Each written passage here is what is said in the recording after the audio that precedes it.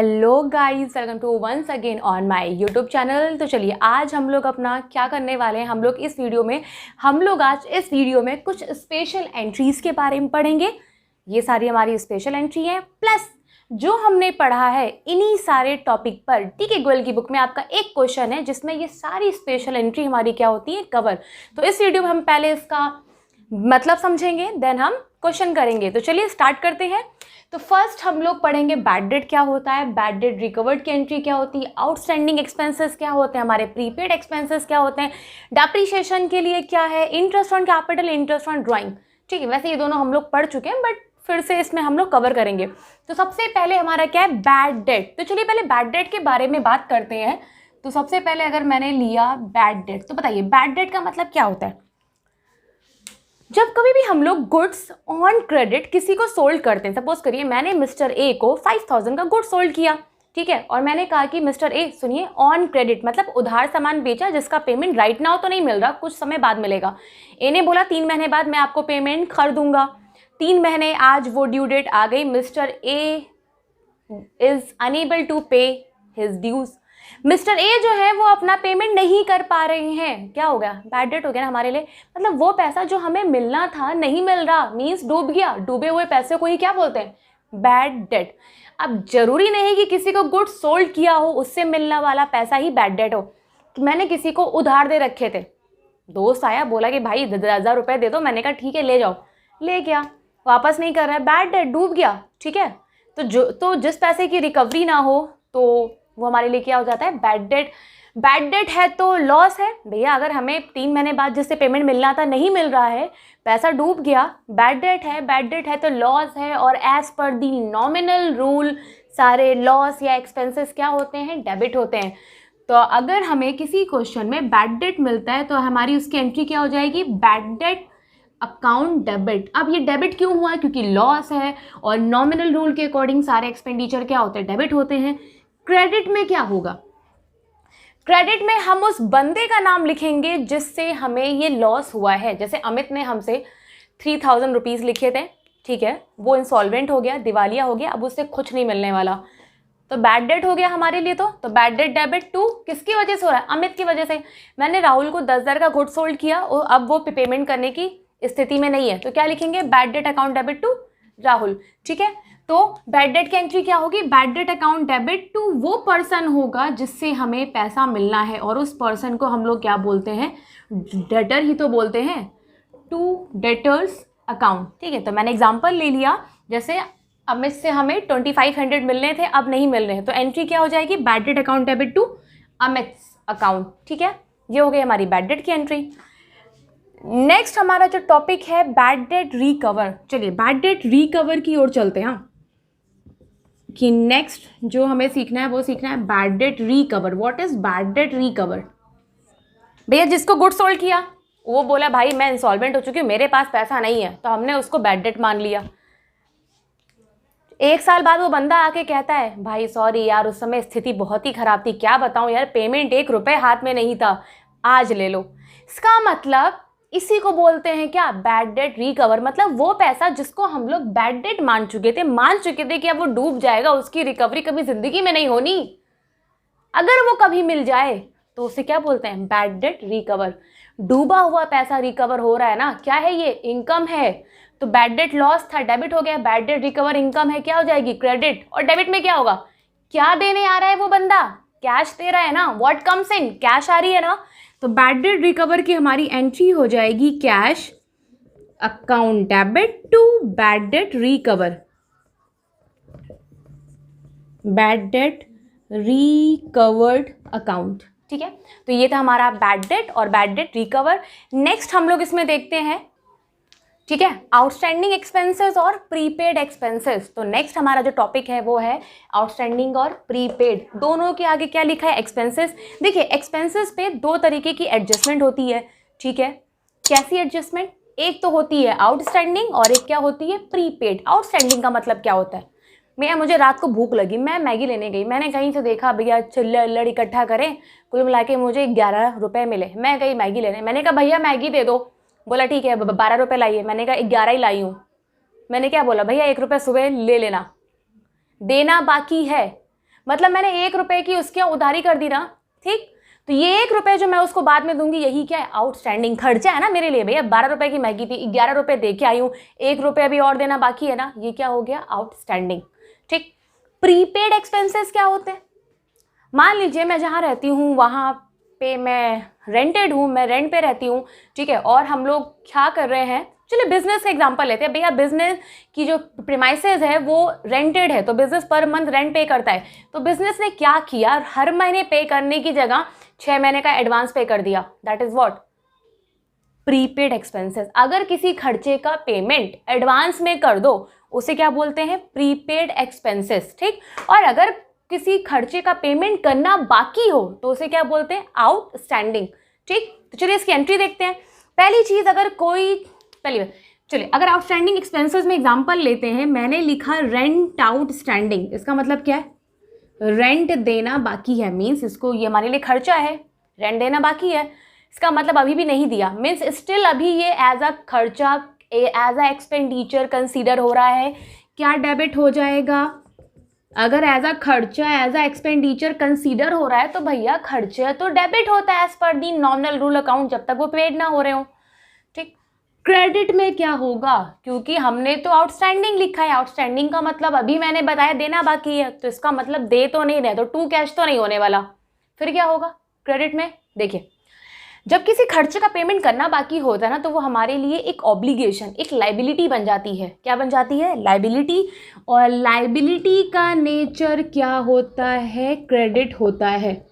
क्या होता है लाइबिलिटी का नेचर, तो हम रेंट इसलिए डेबिट करें क्योंकि अभी तक इसका पेमेंट नहीं हुआ है, और आउटस्टैंडिंग है, तो रेंट आउटस्टैंडिंग हमारे लिए क्या है, एक तरीके की लाइबिलिटी है, और लाइबिलिटी क्या होती है, क्रेडिट। क्या लिख देंगे, to outstanding rent account. I hope ये आपको क्लियर है। मान लीजिए बिजनेस को सैलरी देना बाकी है, तो salary debit to outstanding salary. Advertisement का खर्चा देना बाकी है, advertisement account debit to outstanding rent, outstanding advertisement. सही है, कोई दिक्कत नहीं। प्रीपेड पे आते हैं। प्रीपेड का तो मतलब एडवांस दे चुके ना, चलिए प्रीपेड इंश्योरेंस प्रीमियम,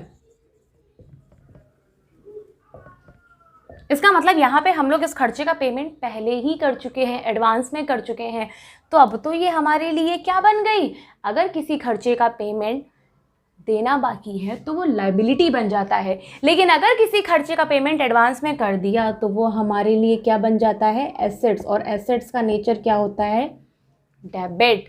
पहली बात भैया यहाँ पे रेंट को डेबिट किया क्योंकि खर्चा अभी तक दिया नहीं है, रेंट दिया नहीं है, तो अभी एज आ इसको एक्सपेंडिचर ट्रीट कर रहे हैं, तो डेबिट कर दिया। यहाँ पे तो दे चुके हैं ना भैया, 6 महीने का किराया एडवांस दे दिया मान लीजिए, तो यहाँ पे किराया नहीं, प्रीपेड इंश्योरेंस प्रीमियम लिखा है। इंश्योरेंस प्रीमियम क्या होता है, मान लीजिए मैंने अपनी लाइफ इंश्योरेंस पॉलिसी ले रखी है, ठीक है, तो क्या है उसका प्रीमियम मैं हर साल पे कर रही हूँ, हर मंथली पे कर रही हूँ, तो मैंने कहा एक काम कर दो, साल भर का इकट्ठे पे कर दो, तो ये क्या हो गया, प्रीपेड हो गया ना, इंश्योरेंस प्रीमियम एडवांस में पे कर दिया ना हम लोगों ने। तो अगर किसी खर्चे का पेमेंट एडवांस कर दो तो वो इनकम बन जाती है, क्योंकि अब तो हमारे पास से कुछ जाना ही नहीं है, साथ ही साथ वो एसेट्स भी बन जाती है। अगर एसेट्स है तो क्या हो जाएगी, एसेट्स का नेचर क्या होता है, डेबिट। जैसे आउटस्टैंडिंग रेंट क्रेडिट हो गया क्योंकि लाइबिलिटी है, और प्रीपेड जितने भी होते हैं वो सब क्या माने जाते हैं, एसेट्स, और एसेट्स क्या होती है, डेबिट। तो हम लोग क्या लिखेंगे, prepaid insurance premium account debit to credit में क्या होगा, दे चुके हैं पहले एंट्री पास कर चुके हैं, insurance premium account debit to cash, उसमें दे चुके हैं साल भर का। अब तो दिखा रहे हैं ना कि प्रीपेड है, एडवांस दे चुके हैं, उसकी एंट्री कर रहे हैं, तो वो क्या इनकम है ना, क्या लिख देंगे, टू इंश्योरेंस प्रीमियम। अब ये खर्चा हमारे लिए खर्चा नहीं है, इनकम हो गई, और इनकम सारी क्या होती है, क्रेडिट होती है। To insurance premium account. मान लीजिए अगर रेंट रिसीव्ड इन एडवांस है तो क्या एंट्री होगी, ये भी तो प्रीपेड है ना, हमने अगर रेंट पेड इन एडवांस, अगर मैंने किराए का खर्चा रेंट एडवांस से पे कर दिया तो prepaid rent account debit to rent. ठीक, सैलरी एडवांस में दे दी तो prepaid salary account debit to salary. I hope it is clear to everyone. चलिए इसे नोट डाउन कर लीजिए। नेक्स्ट टॉपिक कवर करते हैं हम लोग, क्या, डेप्रीशिएशन। डेप्रीशिएशन क्या होता है, ठीक है। डेप्रीशिएशन, पहली बात तो इसका रिलेशन हमारा किससे होता है? फिक्स एसेट से होता है। फिक्स एसेट्स हमारी क्या होती हैं? Land, building, machinery, furniture, AC, computer, scooty, car, everything. ठीक है, ये सारी चीज़ें हमारी क्या होती हैं? Fix assets. और फिक्स एसेट्स को जब हम लोग यूज़ करते हैं तो उनकी वैल्यू में कुछ कमी आना स्टार्ट हो जाती है, और उन्हीं कमी को हम लोग क्या बोलते हैं? डेप्रीशिएशन। मान लीजिए अगर आपने नई बाइक ली, नया कंप्यूटर लिया, नया फ्रिज लिया, तो क्या जैसा आज यूज़ कर रहे हो क्या 10 साल बाद भी वो वैसी चलती रहेगी? 10 साल बाद छोड़ो, क्या 6 महीने बाद भी क्या वो वैसी ही रहेगी? नहीं ना, कहीं स्क्रैच पड़ गया होगा, कहीं कोई वायर ख़राब हो गया होगा, स्कूटी पंचर हो गई होगी, ब्रेक ख़राब हो गए होंगे, ठीक है, इंजन में कुछ गड़बड़ी आ गई होगी, कंप्यूटर में कुछ दिक्कत आ गई। मतलब ये सारी फिक्स एसेट्स में कहीं ना कहीं दिक्कत आ रही है ना लगातार, जब हम इनको यूज़ करना स्टार्ट कर रहे हैं। तो जब हम किसी भी फिक्स एसेट्स को इंस्टॉल करते हैं तो उसकी वैल्यू में कमी आना स्टार्ट हो जाती है, और उसी कमी को क्या बोलते हैं? डेप्रीशिएशन। और डेप्रीशिएशन हमारा एक अकेला नॉन कैश एक्सपेंडिचर है। मैंने कहा मेरे फर्नीचर में दीमक लग रहा है, क्या मेरे हाथ से कैश से कुछ जा रहा है? नहीं जा रहा है, इसीलिए क्या है? नॉन कैश एक्सपेंडिचर है। ठीक है, मेरी कार की हालत ख़राब हो रही है, क्या कैश में कुछ जा रहा है? नहीं जा रहा है, क्या हो गया? डेप्रीशिएशन।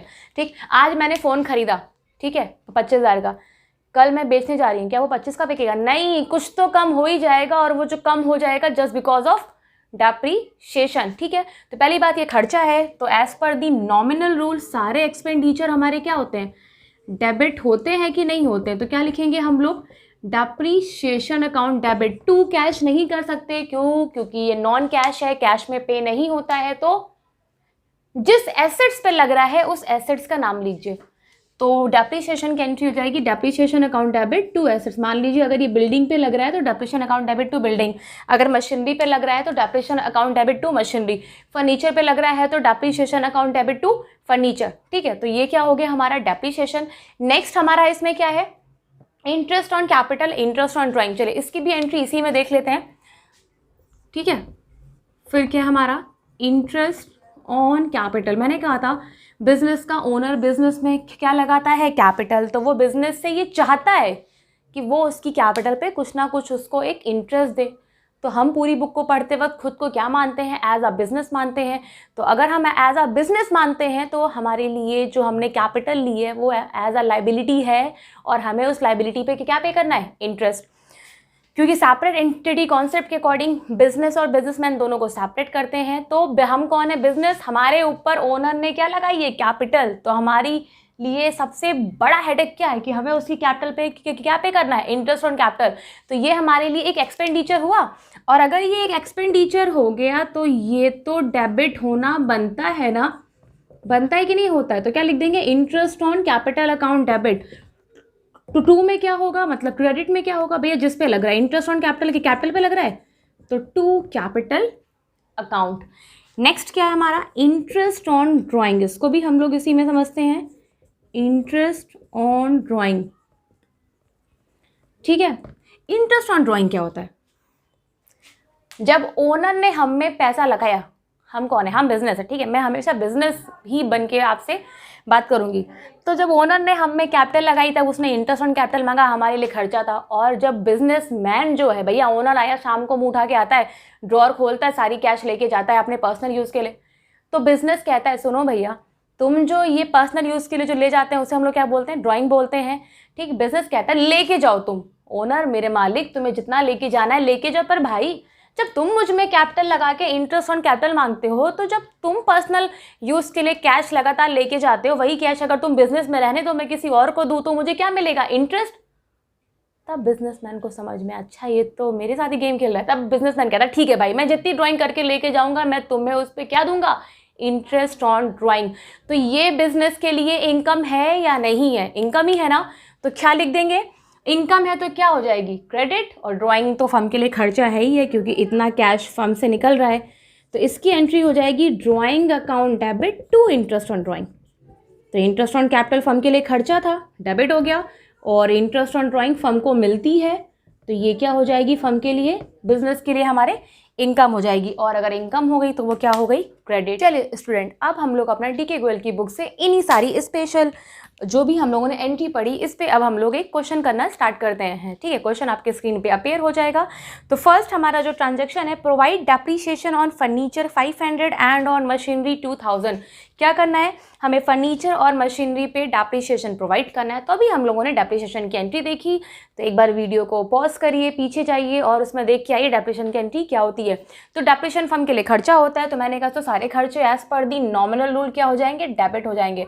तो हमारी एंट्री हो जाएगी डेप्रीशिएशन अकाउंट डेबिट। और मैंने कहा डेप्रीशिएशन खर्चा तो है पर ये नॉन कैश है, इसलिए टू कैश तो नहीं लिख सकते। तो अब क्या करेंगे हम लोग, जिस एसेट्स पे लग रहा है उस एसेट्स को क्रेडिट कर देंगे। तो किस पे लग रहा है, फर्नीचर और मशीनरी दोनों पे लग रहा है, तो क्या लिख देंगे, टू फर्नीचर अकाउंट और टू मशीनरी अकाउंट। ठीक है, तो फर्नीचर पे हमारा 500 का लग रहा है और मशीनरी पे 2000 का, तो हमारा टोटल डेप्रिसिएशन हो गया 2500 का। हमारी नरेशन क्या हो जाएगी, being depreciation charged on furniture and machinery. ठीक, तो ये हो गया हमारा एंट्री। ठीक है, नेक्स्ट ट्रांजैक्शन देखते हैं, receive cash 1000 for bad debt return of last year. हमें 1000 मिल रहा है, वो भी हमें वो अमाउंट रिसीव हो रहा है जो अर्लियर बैड डेट हो चुका था। तो अगर डूबा हुआ पैसा वापस मिल जाए तो वो क्या होता है, बैड डेट रिकवर। इनकम होती है ना, क्या हो जाएगा, क्रेडिट हो जाएगा। डेबिट में क्या जाएगा, व्हाट कम्स इन, कैश आ रहा है 1000 का, तो हम लोग क्या लिखेंगे, cash account debit, cash account debit to bad debt recover account.